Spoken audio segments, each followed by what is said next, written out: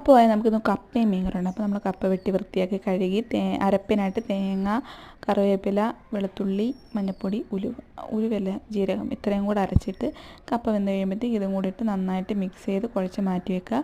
അതിനുശേഷം കടുക് വറക്കാനായിട്ട് എണ്ണ ഒഴിച്ച് കടുക് പൊട്ടിച്ച് ഉള്ളിയും കറിവേപ്പില ഇട്ട് മൂപ്പിച്ച് അതും കൂടെ അതിലേക്ക് ചേർക്കുക.